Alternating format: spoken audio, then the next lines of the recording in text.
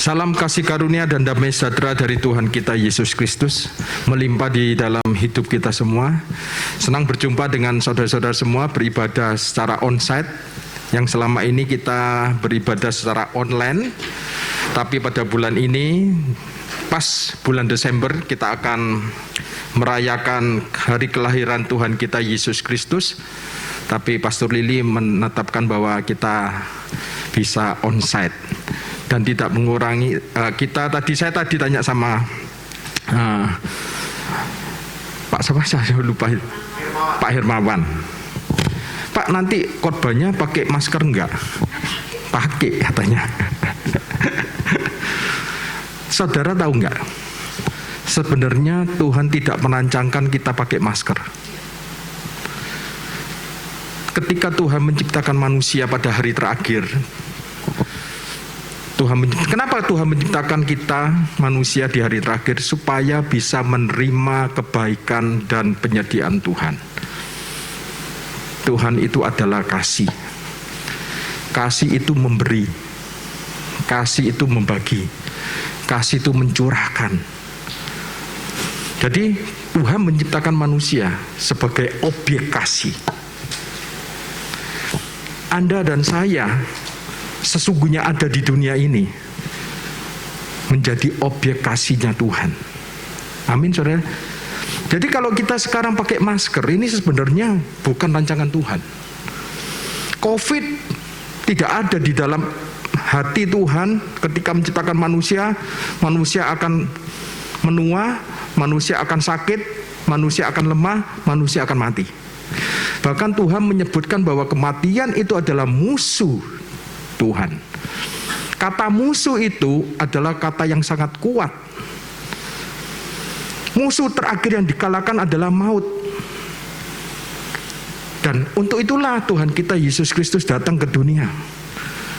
Untuk mengalahkan selain dosa, dosa mengakibatkan maut.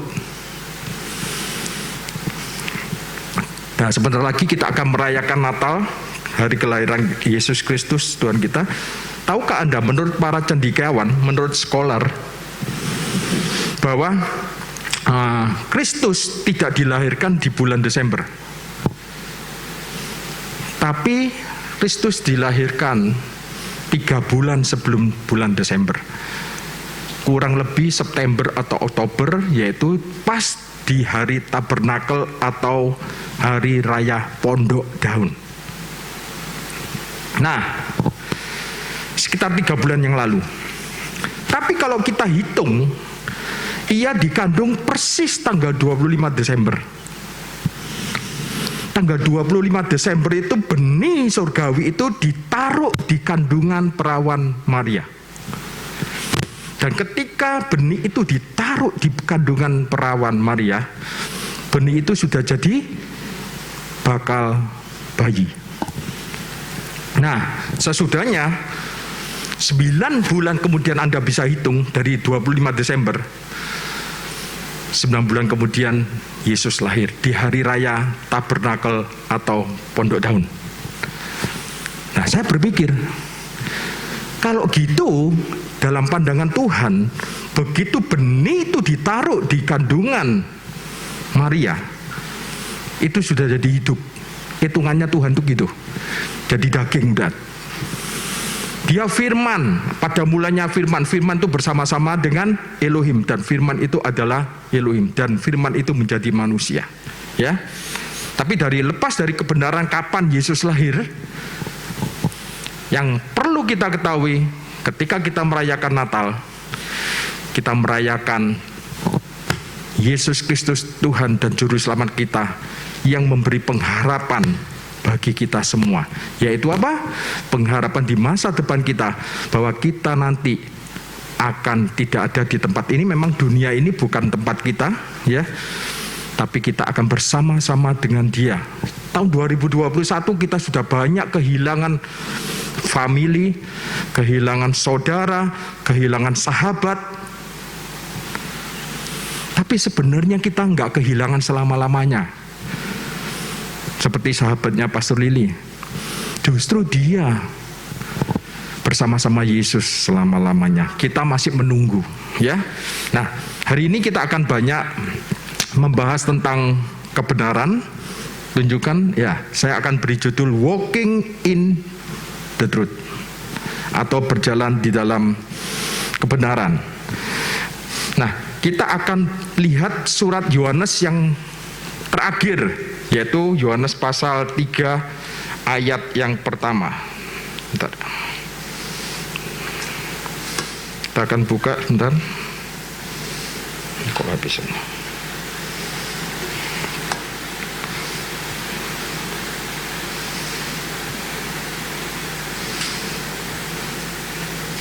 Yohanes pasal 3 ayatnya yang pertama, saya akan bacakan. Dari penatua kepada Gayus yang kekasih, yang kukasihi dalam kebenaran.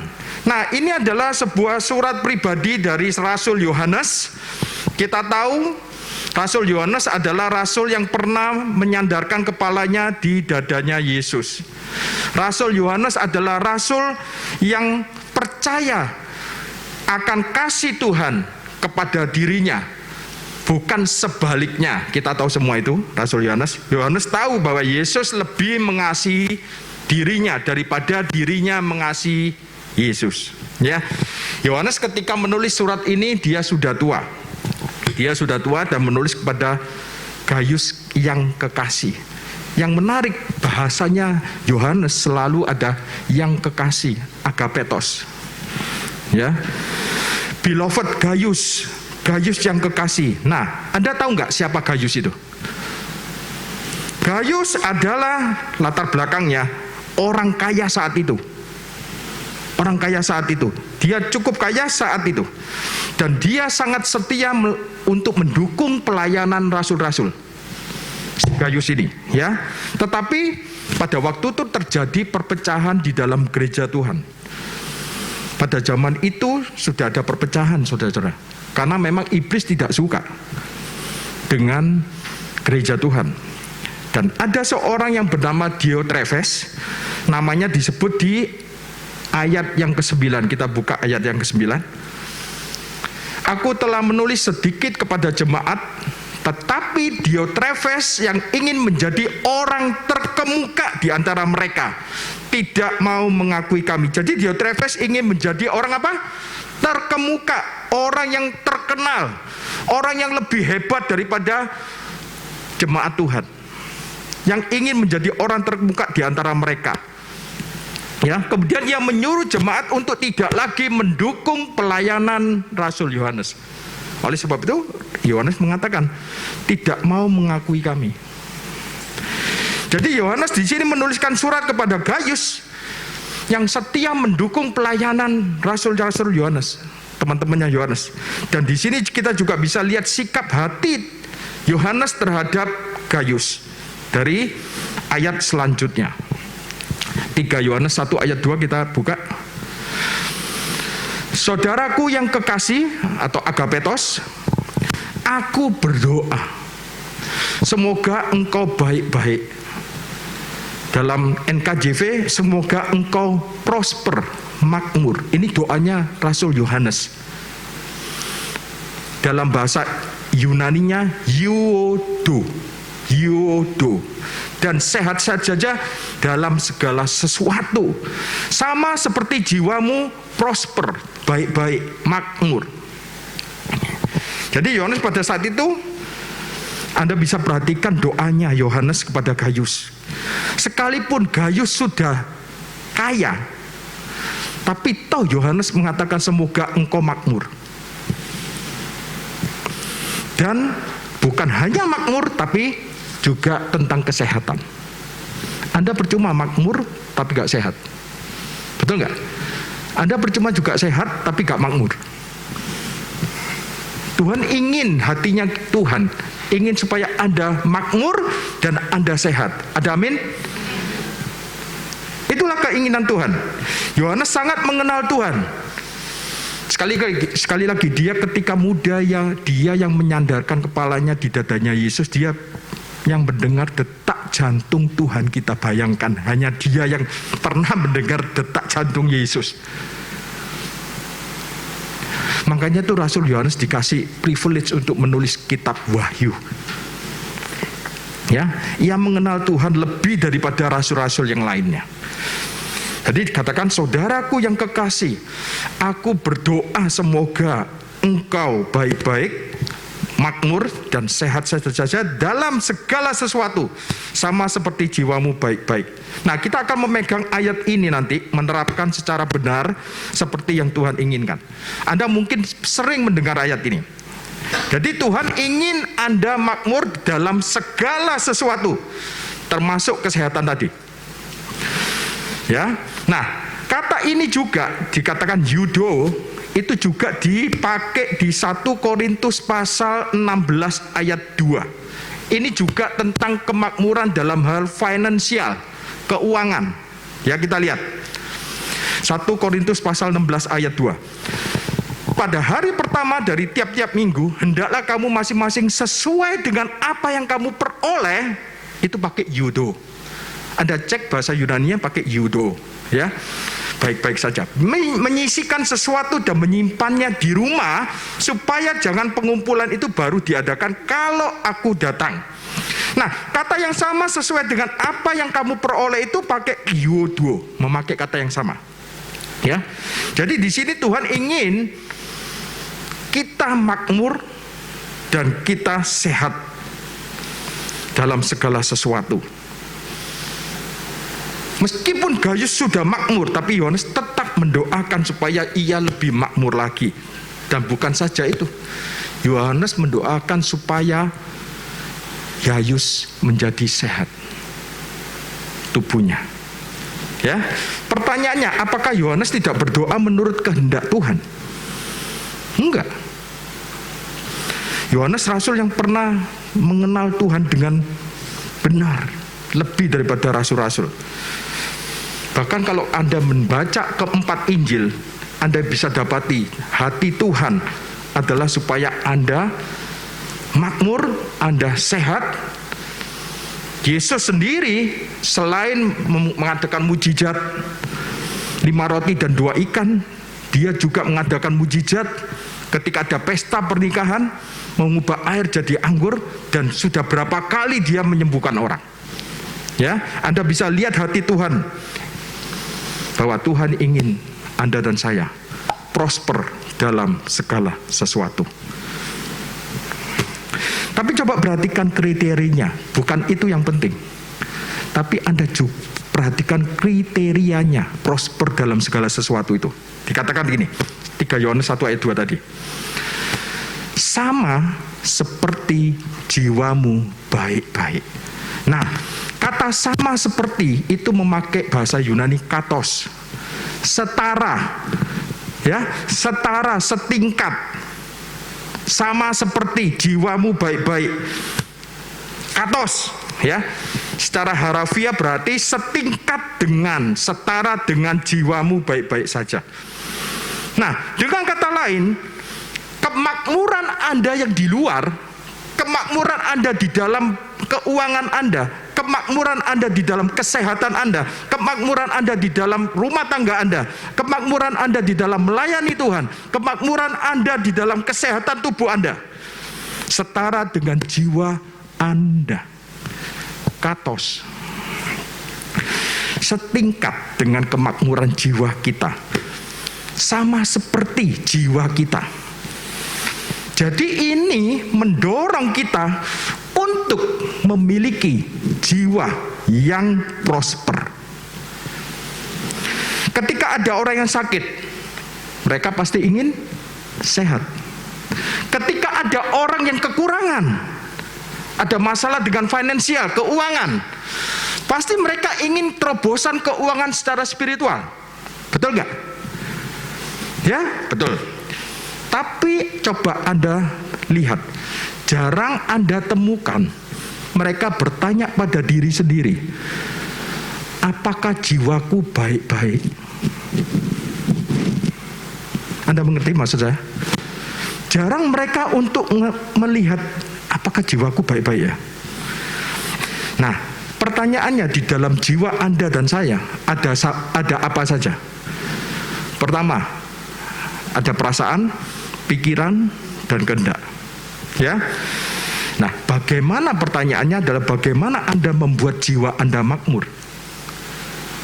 Kan seperti itu kan? Kalau Anda baca gini, bagaimana membuat jiwa Anda baik-baik, prosper? Ya. Kita lanjutkan ayat ketiga. Ini jawabannya. Sebab aku sangat bersukacita ketika beberapa saudara datang dan memberi kesaksian tentang hidupmu dalam kebenaran. Sebab memang engkau hidup dalam kebenaran. Nah, apa artinya di sini? Engkau hidup dalam kebenaran. Artinya, ayat 3 ini jawabannya ayat 2.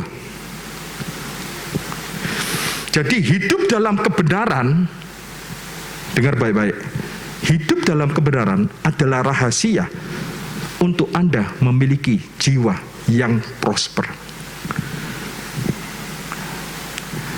Ya.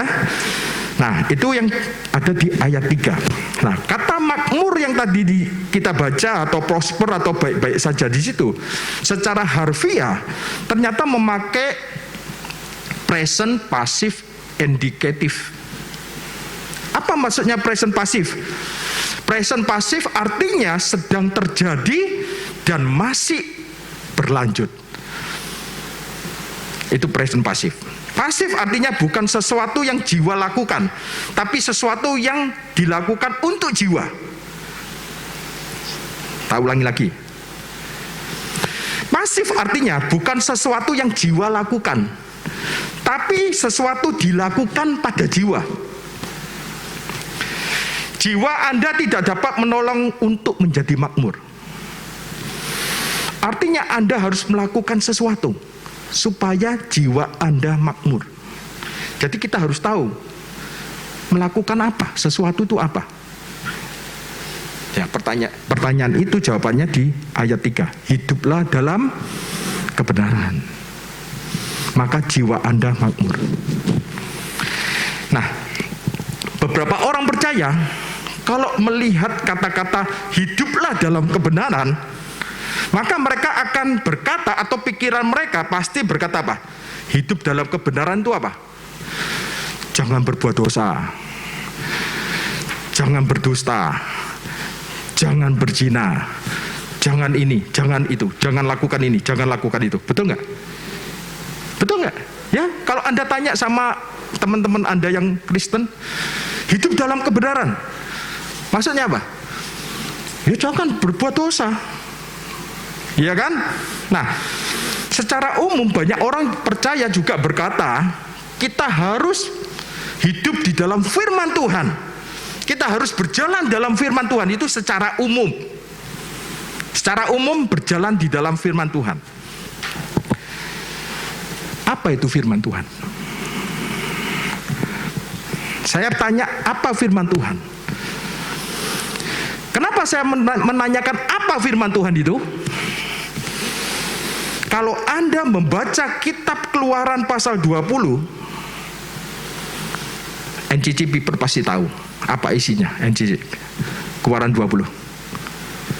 Kalau pas Anda membaca kitab Keluaran 20, apa yang terjadi di sana?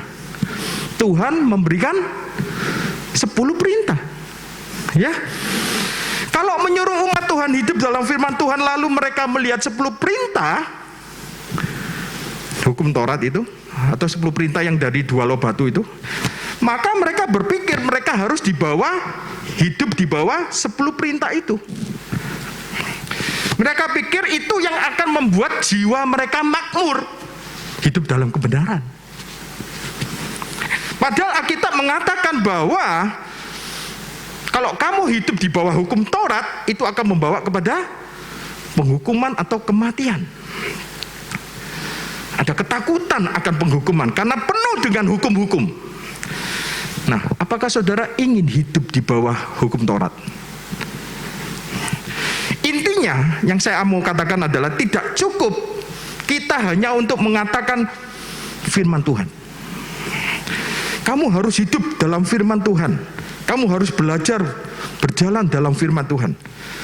Firman Tuhan yang mana? Karena ketika Anda baca kitab Keluaran, mereka mengatakan firman Tuhan juga. Firman Tuhan yang mana? Nah, ini yang menyebabkan kebingungan orang-orang Kristen. Saya tahu beberapa Anda sudah mengetahui kebenaran yang memerdekakan, ya. Tapi kita perlu lihat konteksnya nanti. Ayat 4 kita lihat. Bagiku tidak ada sukacita yang lebih besar daripada mendengar bahwa anak-anakku hidup dalam kebenaran. Diulangi lagi, hidup dalam kebenaran. Jadi saya beritahukan kepada saudara semua, Bapak Ibu Saudara, hidup dalam kebenaran akan membuat jiwa saudara makmur, prosper. Jadi apakah kebenaran itu? Nah, Rasul Yohanes menulis di pasal 8 ayat 31, Yohanes yang sama yang menulis di Injilnya, dia menulis seperti ini. Maka katanya kepada orang-orang Yahudi yang percaya kepadanya. Dia mengatakan ini kepada siapa? Orang-orang Yahudi yang percaya. Berarti orang apa? Kristen. Orang Kristen Yahudi. Jikalau kamu tetap dalam firman-Ku, kamu benar-benar adalah murid-Ku. Nah, lihat ini. Pak Pendeta, lihat ini. Jika kamu tetap dalam firman-Ku, kamu adalah murid-murid Tuhan nanti. Nah, perhatikan apa yang dimaksud firman-Ku di sana. Kalau kamu tetap dalam firman-Ku, yang dimaksud adalah firman kasih karunia, firman Kristus. Itulah yang dimaksud dengan firman-Ku di sana. Ingatlah itu selalu, ya. Dan di ayat 32 dikatakan ini. Dan kamu akan mengetahui kebenaran, dan kebenaran itu akan memerdekakan kamu. Gak mungkin ini hukum Taurat. Karena orang Yahudi sudah dari kecil, dia sudah dibesarkan oleh hukum Taurat. Jadi kebenaran yang tadi itu, kamu tetap dalam firman-Ku itu, adalah firman Kristus, firman kasih karunia. Dan Yesus pernah berkata seperti ini. Saya akan tampilkan, barang siapa memegang perintahku dan melakukannya, dialah yang mengasihi aku. Di bagian lain, Yesus mengatakan, kalau kamu mengasihi aku, peganglah perintahku. Dan ada yang berkata, nah, benar kan melakukan perintahnya? Mereka menafsirkan selalu 10 perintah. Ya, padahal bukan. Perintah Tuhan Yesus adalah percaya kepada Dia dan mengasihi satu sama yang lain seperti Yesus mengasihi kita. Itu perintahnya, ya. Kita lihat di 1 Yohanes 3 ayat 22. Coba tampilkan. Dan apa saja yang kita minta, kita memperolehnya daripadanya karena kita menuruti segala perintahnya. Nah, itu nuruti segala perintahnya dan berbuat apa yang berkenan kepadanya. Tapi mereka kadang-kadang stop di sini, nggak dibaca di ayat yang selanjutnya. Ayat 23 mengatakan apa? Dan inilah perintahnya itu, supaya kita percaya akan nama Yesus Kristus anaknya, dan supaya kita saling mengasihi sesuai dengan perintah yang diberikan Kristus kepada kita. Jadi tidak ada perintah yang lain selain supaya kita percaya akan nama Yesus Kristus. Dan caranya kita saling mengasihi sama seperti Dia yang telah mengasihi kita. Beda saudara-saudara dengan mindset kita yang dulu. Ya, jadi Anda harus tahu dulu. Anda harus tahu dulu seberapa besar Tuhan kita mengasihi kita. Baru Anda bisa mengasihi satu dengan yang lain. Sebab itu di NCC selalu memberitakan tentang kasih yang satu arah. Kasih satu arah itu adalah kasihnya Tuhan kepada kita. Nah, ada yang berkata hidup dalam kebenaran adalah hidup dalam kasih. Nah, Anda hampir benar mengatakan itu. Hidup dalam kebenaran adalah hidup dalam kasih. Sebenarnya jawabannya ya dan tidak. Karena hidup dalam kebenaran memang mencakup di dalam kasih itu sendiri. Tapi hidup dalam kasih adalah hasil hidup dalam kebenaran. Ya, Anda bisa hidup dalam kasih karena Anda hidup dalam kebenaran. Ketika Anda hidup dalam kebenaran, maka apa yang Anda dapati? Hati Anda terbuka. Anda menjadi orang yang murah hati, bukan kikir, bukan pelit, tapi murah hati. Bahkan kita bisa melihat di 3 Yohanes tadi tentang seorang bernama Diotrefes. Dia tidak percaya kepada kebenaran, hatinya tertutup, dia menjadi sombong, dia ingin terkemuka tadi itu. Ya. Lalu Anda bisa melihat Gayus, hatinya terbuka. Ia menyambut, dia mensponsori para rasul. Hatinya terbuka karena dia hidup dalam kebenaran. Orang yang hidup dalam kebenaran tanda-tandanya murah hati untuk pekerjaan Tuhan. Gak pernah hitung-hitungan. Ya, jauh dari sini kita bisa diberitahu siapa yang percaya dan siapa yang hidup dalam kebenaran. Gayus atau Diotrefes. Ya. Jadi di Yohanes 8 ayat 32 dikatakan, kamu akan mengetahui kebenaran dan kebenaran itu akan memerdekakan kamu. Nah, bagi mereka yang masih menganggap kebenaran yang memerdekakan itu adalah hukum Taurat, melalui hukum Taurat, berarti mereka ini masih bayi-bayi. Dan masih banyak bayi-bayi itu bisa berdiri di atas mimbar. Iya, masih banyak itu, ya. Nah, jadi konteksnya di sini kebenaran akan memerdekakan kamu hanya berlaku bagi orang percaya. Tadi saya tunjukkan ayat yang sebelumnya, bagi orang percaya, orang-orang Yahudi yang percaya. Jadi kebenaran yang memerdekakan itu bagi kita semua orang yang percaya. Kepada orang-orang Yahudi yang percaya. Nah, pertanyaannya berapa banyak dari kita semua ini nanti masuki tahun 2022 memiliki jiwa yang makmur? Siapa yang ingin memiliki jiwa yang makmur? Kalau Anda punya jiwa yang makmur, maka perasaan Anda gak akan terpengaruhi dengan omongannya orang. Buat apa? Saya sudah makmur kok. Orang mau ngomong jelek-jelekin kita, gak terpengaruh. Ya, sebab perasaan Anda sudah dipenuhi oleh kasih Tuhan. Ya, jangan lupa jiwa Anda makmur, perasaan Anda akan terpengaruhi, pikiran Anda akan terpengaruhi. Sebab perasaan dan pikiran ada di jiwa kita. Kalau Anda selalu tertekan, kalau Anda selalu bersungut-sungut, kalau Anda selalu stres, kalau Anda selalu mencari-cari kesalahan orang, selalu bergosip sana sini, maka itu bukan tanda jiwa Anda makmur. Tapi kalau perasaan Anda sukacita, damai sejahtera, Anda penuh dengan kasih Tuhan, dan sampai meluber kasih itu untuk orang-orang sekitar kita, maka itu loh jiwa Anda makmur. Ya, saya sering lihat itu loh, yang punyanya Yosef sama Sinta, Facebooknya, nyanyi terus ya, makmur ya. Bisa sulingan, bisa apa macam-macam. Anaknya juga lucu-lucu ya. Nah, jadi kalau perasaan Anda sukacita, damai, ya, maka itu tanda jiwa Anda makmur. Dan yang luar biasanya, orang yang mulai menjadi sehat, orang mulai menjadi sehat ketika jiwanya baik-baik saja. Betul nggak? Pasti loh, pasti mempengaruhi, ya. Bahkan keuangan mereka mulai membaik dan menjadi sehat. Jadi ke arah manapun mereka berpaling, kalau jiwa Anda penuh, Alkitab mengatakan Anda akan makmur dalam segala sesuatu. Ya, jadi yang penting itu adalah jiwa Anda dulu yang makmur. Ya.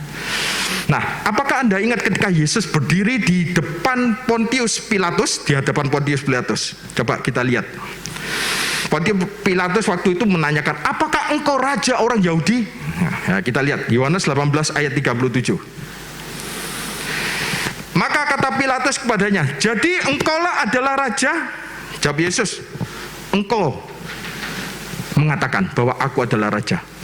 Untuk itulah aku lahir, dan untuk itulah aku datang ke dalam dunia ini, supaya aku memberi kesaksian tentang kebenaran. Jadi kalau Christmas, ini bisa jadi judulnya Christmas ini. Yesus datang untuk memberi kesaksian tentang the truth. Tanpa Yesus datang ke dunia, orang tidak akan tahu tentang the truth. Betul nggak? Jadi Yesus lahir, aku lahir, dan untuk itulah aku datang ke dalam dunia, supaya aku memberi kesaksian tentang kebenaran. Setiap orang yang berasal dari kebenaran mendengarkan suaraku. Ayat selanjutnya, pertanyaannya, Pilatus tanya, dosen. Nah ini orang dunia gak ngerti. Kata Pilatus, apakah itu kebenaran itu? Apakah kebenaran itu? Nah, saya akan tunjukkan kepada saudara kata kebenaran dalam bahasa Yunani. Siapa yang tahu kebenaran dalam bahasa Yunani apa? Ayo, siapa tahu? Nanti dapat hadiah dari Pastor Lili. Tahu siapa? Aletheia. Aletheia di dalam bahasa Yunaninya. Nah, saya akan tunjukkan dalam bahasa Ibrani. Sebelum saya tunjukkan Ibraninya, saya akan tunjukkan hurufnya, alef dan taf. Anda tahu kan alef taf? Alef taf ini abjad dari awal Ibrani alef, taf ini yang akhir. Yang awal dan yang akhir. Ini adalah siapa? Yesus, alef taf. Oke? Nah, dan perhatikan huruf ini. Next. Ini huruf mem, katakan mem. Mem itu simbolnya air, menunjukkan Roh Kudus atau firman Tuhan. Nah, gambar dari huruf mem ini, yang air ini, kalau kita taruh di tengah-tengah alef dan taf, yang tadi, nah, jadi emet atau emef. The truth. Jadi kalau kita taruh huruf mem di antara alef dan taf, akan menjadi mf atau emet. Truth artinya kebenaran. Ya. Jadi dengan kata lain, Roh Kudus ada di antara alef dan taf. Apa artinya? Roh Kudus menyingkapkan kebenaran tentang Kristus Yesus. Jadi khotbah yang menyatakan kebenaran harus bersenter kepada Kristus. Maka itu adalah kebenaran. Kalau Anda baca buku nggak bersenter kepada Kristus, berarti bukan kebenaran. Kalau Anda mendengarkan kaset rohani, khotbah siapapun juga, kalau bukan bersenter kepada Kristus, berarti bukan kebenaran. Ya. Jadi dengan kata lain seperti itu, Roh Kudus membawa kebenaran tentang Yesus Kristus. It's all about Christ. Dari awal sampai akhir, hidup kita adalah tentang Kristus. Kebenaran itu bukan tentang hukum Taurat, tapi tentang Dia yang datang ke dunia untuk menyingkapkan, menjadi kesaksian tentang kebenaran itu sendiri. Ya, nah kita lanjutkan dibaca ayat 38 tadi. Sesudah mengatakan demikian, Pilatus tanya, apakah kebenaran itu? Sesudah mengatakan demikian, keluarlah Pilatus lagi, mendapatkan orang-orang Yahudi dan berkata kepada mereka, aku tidak mendapati kesalahan apapun padanya. Sayang sekali Pilatus begitu bertanya dia, apakah kebenaran? Dia gak nunggu jawabannya Yesus. Ya, sayang sekali. Padahal dia bertanya kepada Yesus, apakah kebenaran itu? Jadi kalau Anda beribadah, jangan tergesa-gesa keluar dari ruang ibadah sampai Anda mengerti kebenaran itu, sampai Anda bisa menemukan kebenaran itu. Semakin Anda dibukakan tentang kebenaran, lepas kebenaran, maka Anda bisa hidup dalam kebenaran. Kalau Anda tahu kebenaran, kebenaran itu akan memerdekakan. Tapi kalau kamu hidup dalam kebenaran, maka jiwamu menjadi makmur.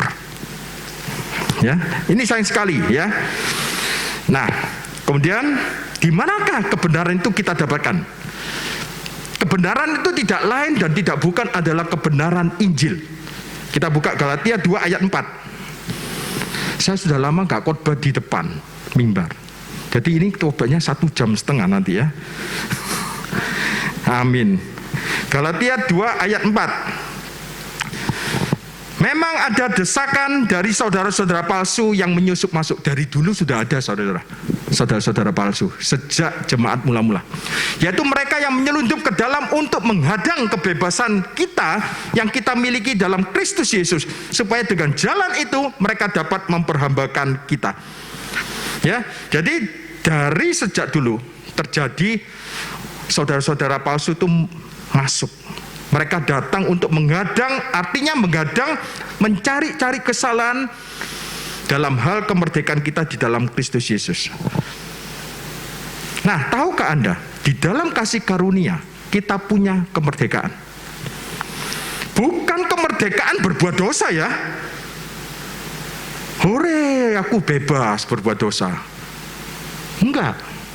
Ya, tapi kebebasan ini, kebebasan Anda melayani, kebebasan Anda bersaksi, kebebasan Anda untuk mengasihi satu dengan yang lain. Ya, Anda tidak pernah bebas untuk sukses sampai Anda bebas untuk gagal. Anda tidak akan pernah bebas untuk melayani Tuhan sampai Anda bebas dari ketakutan atas hukuman dosa. Anda ngerti ya maksudnya? Tapi Anda harus bebas dulu, supaya Anda bisa melayani Tuhan, supaya Anda bisa mengasihi sesama anggota tubuh Kristus. Dan Yesus datang untuk membebaskan kita. Nah, masalahnya di Galatia sini ada orang-orang yang datang untuk memasukkan kembali hukum Taurat ke dalam kasih karunia. Dan itu sama dengan kita hari ini. Oh, gak masalah, kasih karunia gak masalah. Tapi, ya kan, Yesus gak masalah. Tapi kita perlu mentaati hukum Taurat. Gak ada masalah, ya. Kamu perlu disunat, kalau zaman itu, kamu perlu disunat. Kamu perlu mentaati hukum Musa. Mereka coba memasukkan hukum Taurat, spirit hukum Taurat itu kepada jemaat di Galatia. Dan dikatakan dengan jalan itu mereka dapat memperhambakan kita. Ini jelas ini adalah hukum Taurat. Dan perhatikan respon Paulus di ayat 5. Perhatikan. Tetapi sesaat pun kami tidak mau mundur dan tunduk kepada mereka, agar kebenaran Injil dapat tinggal tetap pada kamu. Jadi kalau tentang kebenaran Injil, Paulus sama sekali tidak kompromi. Bagaimana dengan kita? Tetapi sesaat pun kami tidak mau mundur. Tidak mau mundur artinya tidak mau balik lagi ke hukum Taurat dan tunduk kepada mereka. Ketika kita berbicara tentang Injil, kebenaran Injil, tidak ada kompromi. Gak boleh ada kompromi. Apalagi yang berdiri di sini. Karena nanti akan menimbulkan kebingungan. Ya, kita bisa melihat roh spiritnya Paulus waktu itu. Dia sangat percaya kepada kebenaran Injil. Dan kalau kita lihat selanjutnya sampai dia melepaskan kutuk ganda. Karena dia mengasihi jemaat di Galatia. Ya. Nah, di surat 2 Yohanes juga dituliskan kepada Yohanes, kepada ibu yang terpilih. Ya, Anda bisa baca di pembukaan surat Yohanes kedua. Dari panatua kepada ibu yang terpilih. Nah, ini bukti bahwa perempuan juga bisa menjadi pemimpin seperti gembala Anda. Dari penatua kepada ibu yang terpilih dan anak-anaknya yang benar-benar aku kasihi. Terus kemudian, bukan aku saja yang mengasihi kamu, tapi juga semua orang yang telah mengenal kebenaran. Ayat 4 ayat 10. Dan Yohanes menulis surat ini kepada ibu terpilih tadi. Jika seorang datang kepadamu Lihat ya. Jika seorang datang kepadamu dan ia tidak membawa ajaran ini, Anda baca di ayat ke-9 itu ajaran Kristus. Maka janganlah kamu menerima dia di dalam rumahmu dan janganlah memberi salam kepadanya. Waduh Pak, ini nggak bisa diterima. Orang kasih karunia itu kan saling mengasihi. Tapi sekali lagi, saya ini mau menunjukkan bukti. Baik itu Paulus, baik itu Yohanes. Kalau masalah doktrin, kalau masalah kebenaran, tidak boleh kompromi. Bahkan Yohanes mengatakan, Yohanes itu rasul apa? Kasih kan? Loh, dia ngomong ya, jangan kamu menerima dia dalam rumahmu. Apa gak terlalu keras toh? Dan bahkan jangan memberi salam. Kalau kita, wah ini loh, orang-orang kasih karunia, gak ada kasih. Ya, bukankah Yesus mengajarkan kepada kita harus saling mengasihi? Iya, kasihlah kalau mereka butuh pertolongan. Kasihlah mereka, bantu mereka, tolong mereka di dalam kesesakan. Tolong mereka kalau mereka sakit, doakan mereka.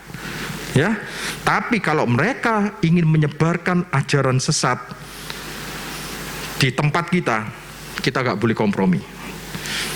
Bahkan dikatakan jangan kamu menerima dia di dalam rumahmu, jangan memberi salam, ya. Ya, oke. Jadi Paulus juga bersikap teguh di atas kebenaran Injil. Jadi apa artinya hidup dalam kebenaran? Hidup dalam kebenaran adalah hidup dalam kebenaran Injil.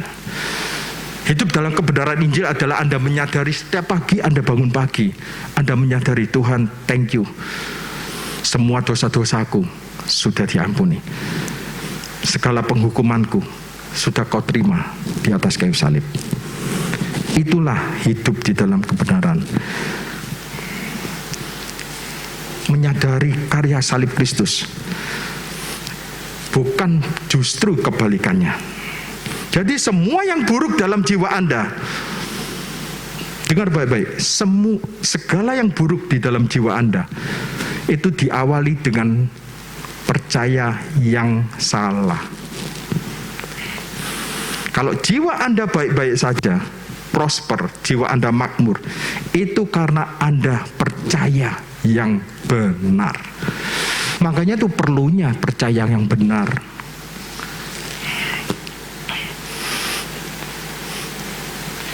Nah, percaya yang benar adalah yang tadi saya sebutkan, dosaku sudah diampuni, past, present, future.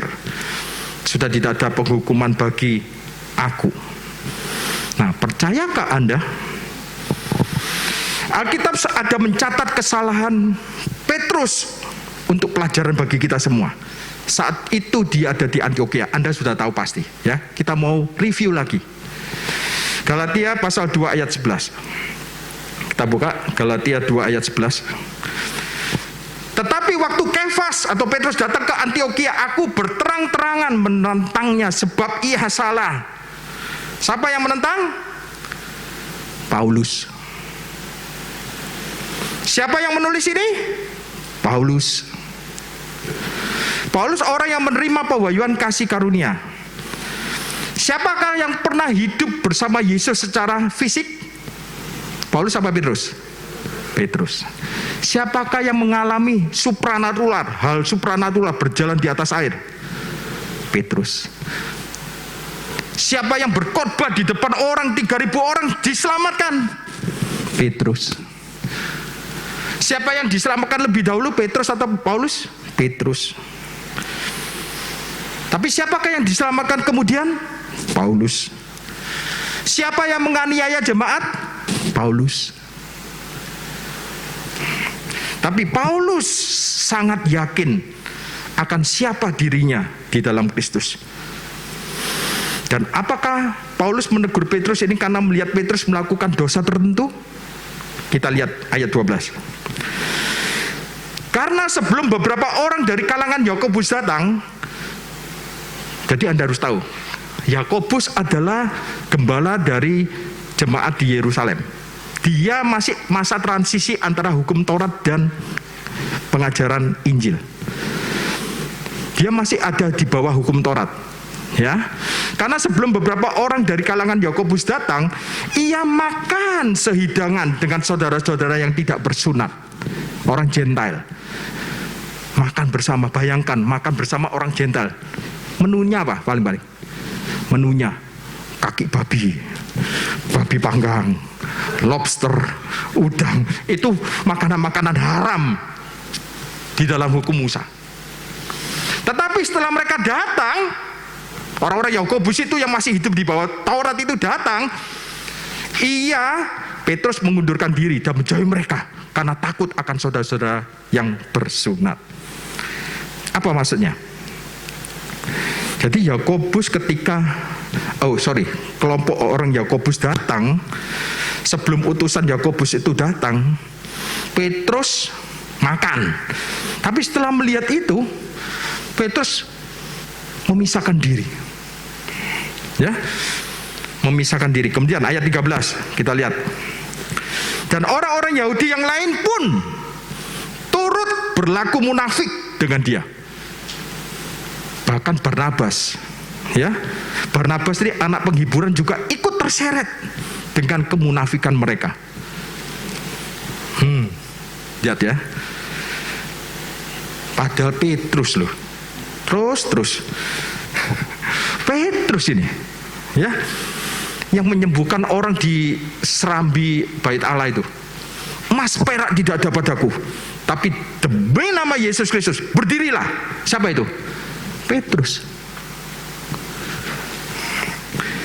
Jadi orang-orang Yahudi lain pun dikatakan menjadi munafik seperti Petrus, sehingga Barnabas pun turut terseret oleh kemunafikan mereka. Dan Paulus mengatakan di ayat 14, tetapi waktu kulihat, waduh, Paulus luar biasa. Tapi ketika Paulus melihat bahwa kelakuan mereka itu tidak sesuai dengan kebenaran Injil. Tidak sesuai dengan kebenaran Injil. Yang mana? Makan bersama tok. Kan hanya makan, bukan berbuat dosa tertentu, ya. Artinya Paulus melihat mereka tidak hidup sesuai kebenaran Injil tentunya. Aku berkata kepada Kefas di hadapan mereka semua. Next itu.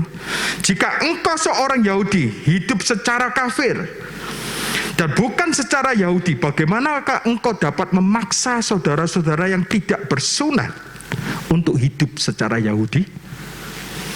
Nah, kita bisa melihat bagaimana Paulus menegur terang-terangan Petrus. Karena Paulus melihat Petrus untuk sesaat tidak hidup sesuai dengan kebenaran. Jadi ketika Anda keluar dari kasih karunia, seharusnya ada teguran keras. Di saat Anda tidak mempercayai kebenaran. Ayat 15. Menurut kelahiran kami adalah orang Yahudi dan bukan orang berdosa dari bangsa-bangsa lain. Ayat 16, kamu tahu bahwa tidak seorang pun yang dibenarkan oleh karena melakukan hukum Taurat, tetapi hanya oleh karena iman dalam Kristus Yesus. Jadi artinya apa, saudara? Inilah teguran Paulus. Ini banyak yang panjang nih, saya gak baca semua. Demikianlah Paulus mengkoreksi, menegur Petrus. Kamu hidup seperti orang Gentile dan kamu menyuruh orang-orang yang tidak bersunat itu hidup seperti orang Yahudi. Hanya untuk membuat kesan bahwa kamu hidup di bawah hukum Taurat. Ketika orang-orang Yakobus datang, ya, hanya untuk membuat saudara-saudaramu terkesan sama kamu karena masih hidup di bawah hukum Taurat kamu. Nah, ketika Paulus berkata, jika aku masih mencoba berkenan, Galatia, coba buka Galatia 1 ayat 10. Jadi Petrus ketika itu bersikap seperti itu untuk membuat saudara-saudara dari orang Yahudi itu berkesan terhadap dia. Dan Paulus berkata, jadi bagaimana sekarang? Adakah aku cari kesukaan manusia atau kesukaan Elohim? Sekiranya aku masih mencoba berkenan kepada manusia, maka aku bukanlah hamba Kristus. Alasan kenapa beberapa orang tidak menginginkan kasih karunia, karena ketika Anda tahu kebenaran kasih karunia, itu meniadakan diri Anda. Ketika ketika Anda tahu hidup Anda di bawah kasih karunia, Anda menjadi gak berarti, hanya Yesus yang berarti. Dan mereka tidak mau menyerahkan kendali mereka kepada Roh Kudus. Jadi hidup sesuai dengan kebenaran Injil tidak lain adalah percaya kepada Injil. Dalam cerita tadi Paulus melihat Petrus untuk sesaat tidak hidup dalam kebenaran. Nah, sekarang perhatikan. Tahukah Anda kapan ungkapan kasih karunia dan kebenaran pertama kali muncul di dalam Alkitab? Siapa yang tahu? Pertama kali. Grace and truth. Pertama kali muncul. Kita lihat ya, perhatikan. Matius pasal 12 ayat 20. Tapi sebelum itu kita buka Matius 12 ayat 20 dulu. Matius pasal 12 ayat 20. Saya mau bahas ini. Bulu yang patah terkulai tidak akan diputuskan, dan sumbu yang pudar nyalanya tidak akan dipadamkannya sampai ia menjadikan hukum itu menang. Ayat ini juga ditulis sebagai lagu ya. Lagunya kayak apa? Yang patah takkan dipatahkannya dan jadikan indah. Sungguh lebih berharga sumbu yang telah pudar, takkan dipadamkannya. Dia akan jadikan terang untuk kemuliaannya. Pada masa itu, anak-anak kecil itu mencari bulu di sawah. Banyak tumbuh di tepi sawah, di tepi sungai Yordan saat itu. Dan mereka mengambil bulu itu menjadi suling. Tapi kalau bulu itu patah, gak ada gunanya, dibuang. Seperti sedotan gitu dibuang. Anda bisa mencari bulu yang lain. Tapi ayat firman Tuhan ini mengatakan, bulu yang patah terkulai tidak akan diputuskannya. Bahkan kalau Anda pergi ke kafe, Anda lihat sedotan, Anda ngambil sedotan, bayar nggak? Soalnya nggak bernilai. Anda tahu, sesuatu yang nggak bernilai justru sama Tuhan dipulihkan, dipilih. Ya, dalam pikiran Yesus, ketika Anda kehilangan pujian, ketika Anda lemah, ketika Anda tidak bisa menyembah Tuhan, ketika hidup Anda terasa jauh dari surga, mungkin hidup Anda seperti bulu yang patah terkulai itu. Tuhan tidak pernah membuang Anda. Dia tidak akan pernah berkata, oh aku masih punya stok banyak orang-orang percaya. Gak ada. Dia gak pernah ngomong gitu. Dia gak pernah membuang kita. Ya.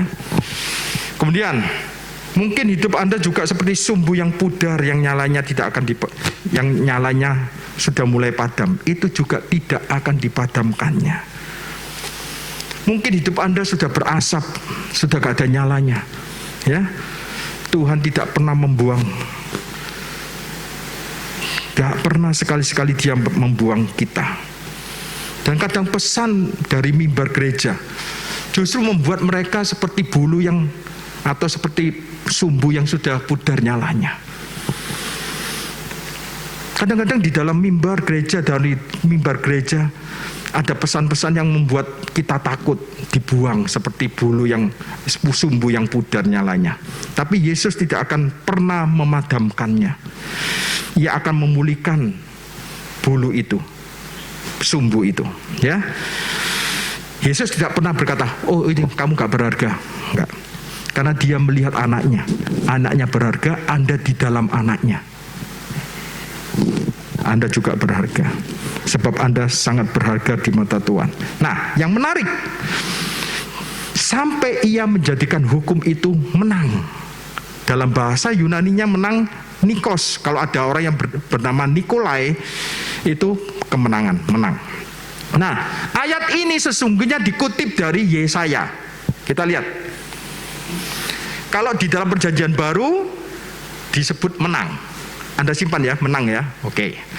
Kalau di dalam perjanjian lama dikatakan, tetapi dengan setia ia akan membawa keadilan untuk kebenaran. Ahmed. Maksudnya apa, Pak? Perhatikan baik-baik. Maksudnya di dalam perjanjian baru tertulis menang tadi, tapi dalam perjanjian lama dituliskan kebenaran. Ahmed. Jadi Yesus yang penuh kasih karunia dan kebenaran itu datang. Yohanes 1 ayat 17, betul ya? Sebab hukum Taurat diberikan oleh Musa, tapi kasih karunia dan kebenaran datang oleh Yesus Kristus. Nah, Yesus yang penuh kasih karunia dan kebenaran itu sesungguhnya dalam pikiran Tuhan, kemenangan dan kebenaran itu adalah sama, sinonim. Anda mengerti? Jadi kemenangan dan kebenaran itu di mata Tuhan adalah sama. Jadi ketika Anda menerima kebenaran Kristus, Anda akan menerima kemenangan. Saya berdoa di tahun 2022, saudara semua hidup dari kemenangan, lepas kemenangan. Karena Anda hidup di dalam kebenarannya. Dan pertama kali kasih karunia dan kebenaran muncul di perjanjian lama, ada di Kejadian 24. Kita buka. Ketika Abraham mengutus hambanya untuk mencari mempelai untuk anaknya Ishak. Inilah gambaran Bapa Surgawi mengutus Roh Kudus yang tidak memuliakan namanya sendiri, tapi memuliakan Sang Anak, Yesus Kristus. Ya, serta berkata, terpujilah Tuhan, Elohim Tuanku Abraham, yang tidak menarik kembali kasihnya dan setianya dari Tuanku itu. Perhatikan, tidak menarik kembali kasihnya dan setianya. Kita lihat bahasa Inggrisnya, Kejadian 24 ayat 27 ini. Blessed be the Lord, God of my master Abraham, who has not forsaken his mercy and his truth. Pertama kali muncul kasih karunia dan kebenaran di Kejadian pasal 24 ayat 27 ini. Nah, perhatikan, ini sangat penting. Di ayat ini Anda menemukan kata hesed dan mf di dalam satu ayat. Pertama kali muncul di dalam Alkitab. Dikatakan yang tidak menarik kembali kasihnya dan setianya. Sekali Anda menerima kasih karunia dan kebenaran, Tuhan tidak akan menarik kembali. Bagi saya ini sangat menarik untuk kita ketahui. Untuk pertama kalinya dalam Alkitab, kedua kata ini disebutkan bersamaan di dalam kisahnya Abraham sebelum ada hukum Taurat. Karena Abraham ada di bawah kasih karunia dan kebenaran. Dan kita juga di bawah berkat-berkat Abraham. Kemudian dikatakan, dan Tuhan, next, dan Tuhan telah menuntun. Di dalam bahasa Ibraninya naha. Katakan naha. Naha. Aku di jalan ke rumah saudara-saudara tuanku. Kata menuntun naha. Ini pertama kali penyebutannya juga di dalam Alkitab. Ya. Dikatakan menuntun. Pertama kali menuntun. Kata menuntun ini muncul di Alkitab. Apa artinya? Artinya tuntunan Tuhan hanya ada di dalam kasih karunia-Nya. Jadi Anda bisa katakan perbedaan antara hukum Taurat dan kasih karunia adalah hukum Taurat adalah perintah yang harus Anda taati, tapi kasih karunia adalah roh yang menuntun Anda. Anda mau hidup di mana? Roh Kudus yang menuntun Anda atau Anda mentaati perintah-perintah Tuhan? Yang satu Anda taati, yang satunya Anda ikuti. Dia adalah gembala yang baik. Kita ikuti aman wis. Ya kita ikuti dia terus. Sebab Anda dituntun oleh Roh Kudus. Dia akan memimpin hidup Anda di dalam seluruh kebenarannya. Dan itu sesuatu yang indah. Dan ini terhubung dengan Abraham, orang pertama kali yang menerima Injil kasih karunia. Nah, saya berdoa di tahun 2022 kita semua hidup di bawah kasih karunia Tuhan dan hidup dalam kebenaran, dan Tuhan selalu menuntun jalan-jalan Anda. Kalau Tuhan yang menuntun, maka Anda hidup dalam kebenaran, maka jiwa Anda makmur, maka tubuh Anda sehat, maka segala sesuatunya prosper dalam hidup Anda. Beri kemuliaan buat Tuhan. Semuanya akan termanifestasi di dalam hidup kita, dan semua akan menjadi kesaksian untuk membawa kemuliaan Tuhan kita Yesus Kristus. Terpujilah Tuhan kita Yesus Kristus. Haleluya. Amin.